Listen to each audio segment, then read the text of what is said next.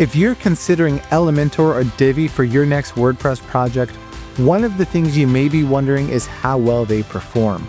Today, we're testing how clean the HTML output is from each of these page builders, and the results might surprise you. This is Kevin from SoFly. Let's get rolling. In our tests, we're going to be ranking the page builders from best to worst according to insight from services like Google. For Divsoup or Divception, we want to be sure our pages have the lightest document object model, or DOM, possible and don't lead to other issues. For reference, Google recommends pages contain less than 1,500 DOM elements, a tree depth of less than 32 elements, and less than 60 direct children elements per parent element.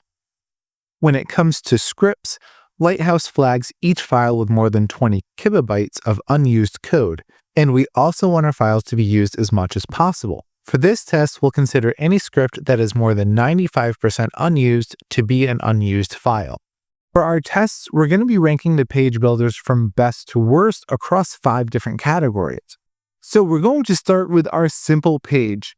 In each builder, we've added a single heading tag. This is a simple experiment to see how many elements exist between the body of our HTML tag and our heading tag. First up, Elementor. Let's see what this looks like on the front end, and we'll count how many elements there are from the heading to the body. In this case, we're going to count a total of 8 elements for a single heading tag.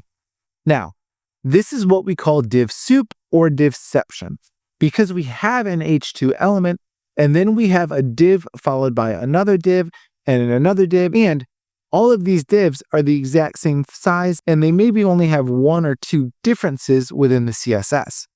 Ideally, this should just be a heading tag within a container, maybe within the body. So somewhere between 2 or 4 elements is really what we're looking for here. Up next, we have Divi. And if we check the front end, we'll find that we have a whopping 13 elements between our heading and our body for a simple heading element on a page. If we look at the divs, we'll see that the heading has an H1 tag and 2 divs specific just for that element. With our simple layout complete, let's move on to a more complex layout. In this layout, we have a slider followed by an icon box, followed by a tab section in each of our page builders. We didn't add images to any of these designs because we wanted to keep things as lightweight as possible. We'll move over to Elementor first. If we count the elements from our slider heading to our body, we'll count a total of 14 elements. Okay, so now let's check out Divi's setup. And we'll count a whopping 17 elements from our heading to our body in this case. Again, this is more than Elementor and way more than we would expect. Now, we've tallied up our Divception, and let's go ahead and take a look at our results. First, we have Elementor, and second, we have Divi. With that said, let's now take a look at Slideception. First, let's pop over to Elementor, and Elementor uses Swiper for its slider library. So if we look on the back end, we'll see that we have 3 slides within our slider. But if we go to the front end, we can see our issue. We'll see a whopping 9 slides on the front end. So for whatever reason, Elementor adds 2 extra slides for every slide you have in the back end. This is really going to blow up your page size, especially if you're using images or something else that is resource heavy. As we mentioned before, PageSpeed Insights only recommends 60 direct children elements per parent element. So this means that if you have a slider with 21 or more slides, you're going to be violating that recommendation, as Elementor triples the slides on the front end, and you're looking at more than 60 elements within the slider. Next, let's head over to Divi. And interestingly enough, Divi does really well here. It only has 3 slides on the front end. So with this test complete, we can see that Divi came in first and Elementor came in second. So now we're going to go on to our third test, which is checking out the amount of CSS and JavaScript that each of these builders are loading on the front end. Let's go over to Elementor, and we'll see that we have 403 kilobytes, and we're only using 39% of that. Now let's head over to Divi. Again, we'll see 381 kilobytes loaded with 28% being used. This was for the simple layouts. Let's go ahead and take a look at the more complex layouts that we had. So here we are with Elementor, and we can see that we now have 628 kilobytes and 41% of that being used. We'll head on over to Divi, and we can see that we have 431 kilobytes being loaded on the page this time. So we've now seen how Elementor and Divi handle code output. Elementor is cleaner than Divi, but both add significant markup and increased resource usage. At this point, you might be wondering if Elementor or Divi are the right page builder for you. Or is there a better alternative out there? There is. Meet Breakdance.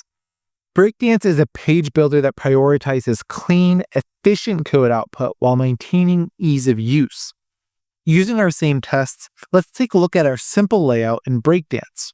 When we open up DevTools, we'll see that there are 1, 2, 3 elements from the heading to the body. That's perfect. So that's 3 elements compared to Elementor's 8 and Divi's 13. Now, let's take a look at the complex layout test. Same slider, icon boxes, and tabs as we saw in Elementor and Divi, and let's count from our slide heading to the body.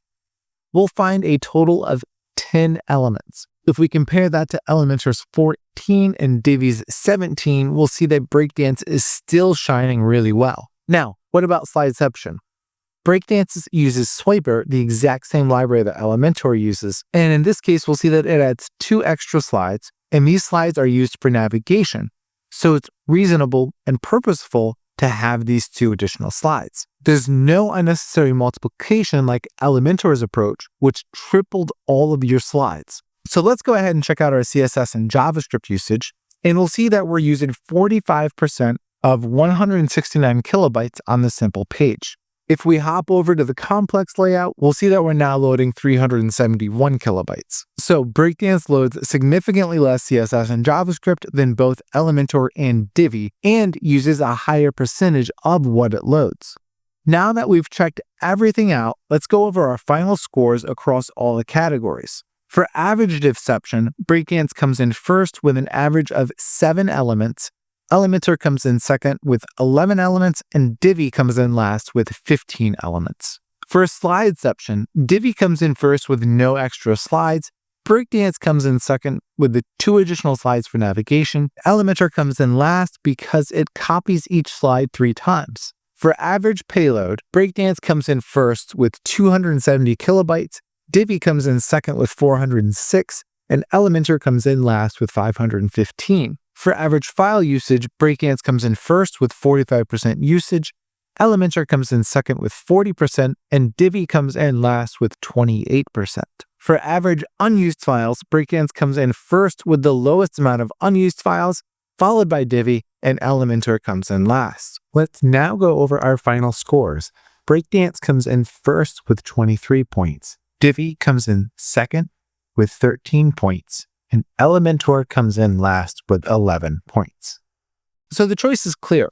If you're choosing between Elementor or Divi, you might want to consider Breakdance because the data speaks for itself. While Elementor and Divi both add significant markup to your pages, Breakdance focuses on delivering clean code, fast performance, and a great user experience, making it the smart choice for your next project.